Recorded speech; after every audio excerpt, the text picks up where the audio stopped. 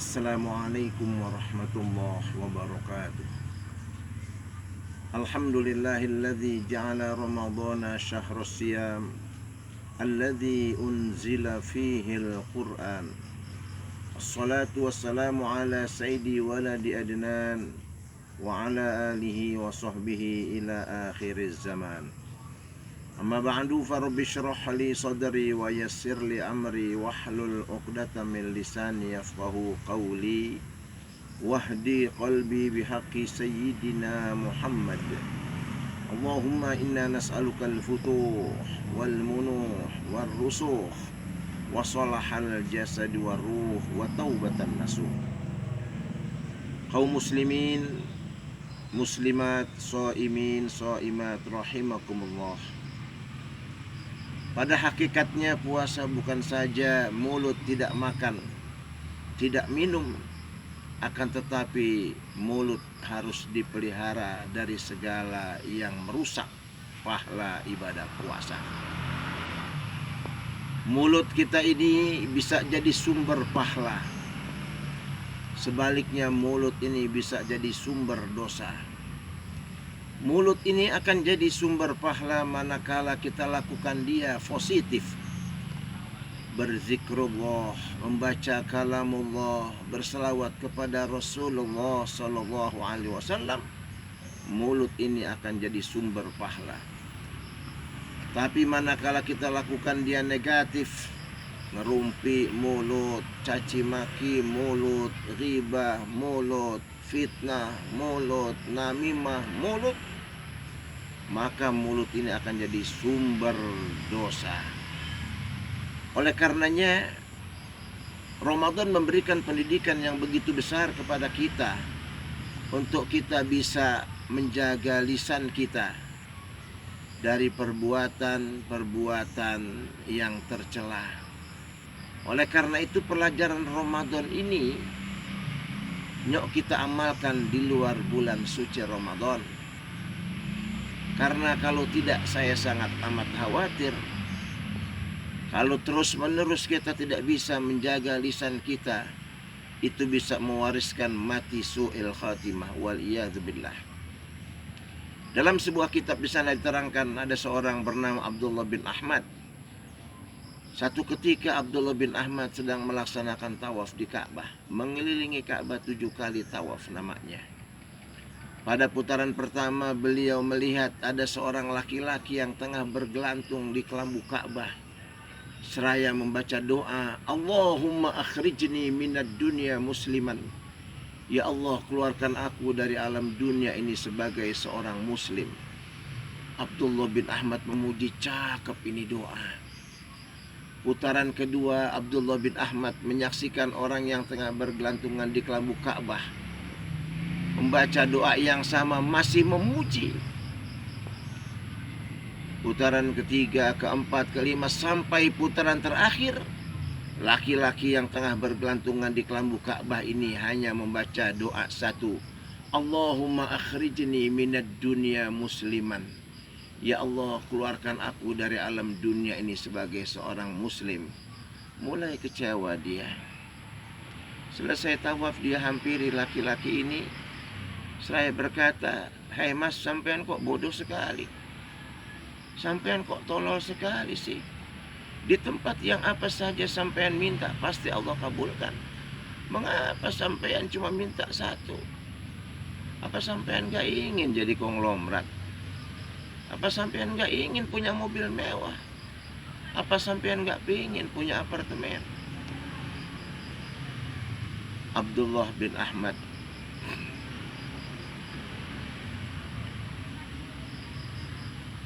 pemuda ini dimaki-maki, dibodoh-bodohi oleh Abdullah bin Ahmad, tidak marah, saudara. Dia malah tersenyum.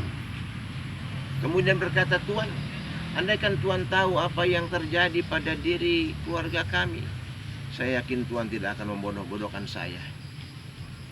Abdullah bin Ahmad terkejut. Memangnya ada apa dengan keluargamu? Bercerita laki-laki ini akhwani, aku punya 2 saudara.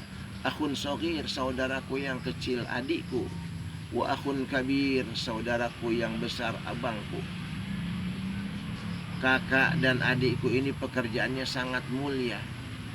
Dia jadi Bilal, dia jadi muadzin di masjid, konsisten 40 tahun. Tapi satu saat, di saat abangku hendak mengembuskan nafas yang terakhir, dia panggil-panggil aku dengan katanya, "Akhi, ta'al, saudaraku kemari, ambilkan Al-Quran." Dengan bangga dan senang hati ku ambilkan Al-Quran. Aku mengira kakakku akan mengembuskan nafas yang terakhir dengan membaca Al-Quran, atau setidaknya mendekap Al-Quran. Tapi manakala Al-Quran kuberikan kepadanya, abangku mengangkat Al-Quran tinggi-tinggi seraya berkata, "Aku tidak ikut Al-Quran." Mati kafir. Abdullah bin Ahmad terkejut. Terus dilanjutkan oleh adikku, juga jadi Bilal, juga jadi muadzin, juga 40 tahun konsisten. Satu hari di saat adikku hendak mengembuskan nafas yang terakhir, dia panggil-panggil aku dengan katanya, "Akhi, ta'al, saudaraku kemari, ambilkan aku Al-Quran." Dengan bangga dan senang hati ku ambilkan Al-Quran. Aku mengira adikku hendak mengembuskan nafas yang terakhir dengan membaca Al-Quran, atau setidaknya mendekap Al-Quran. Tapi apa yang terjadi manakala Al-Quran kuberikan kepadanya, adikku mengangkat Al-Quran tinggi-tinggi seraya berkata, "Aku tidak ikut Al-Quran." Mati kafir. Jadi muadzin 40 tahun konsisten, mati kafir.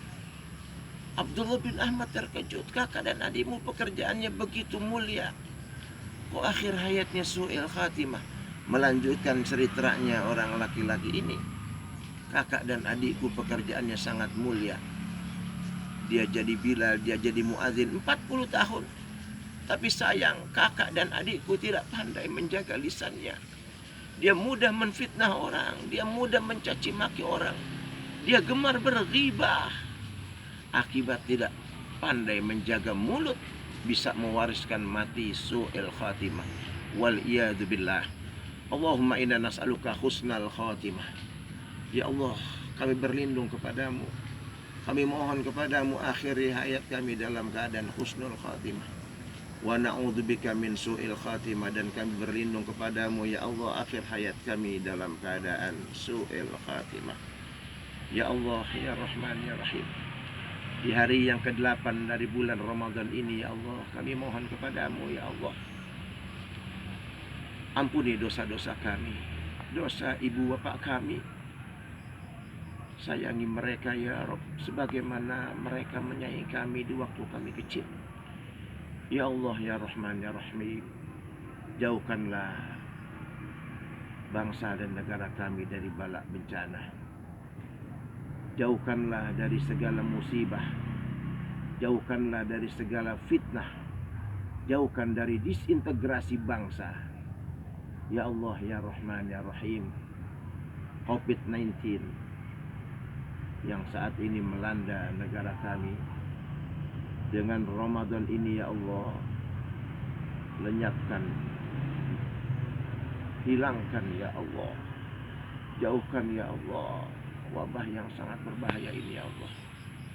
Ya Allah, ya Rahman, ya Rahim, akhiri hayat kami dalam keadaan husnul khatimah.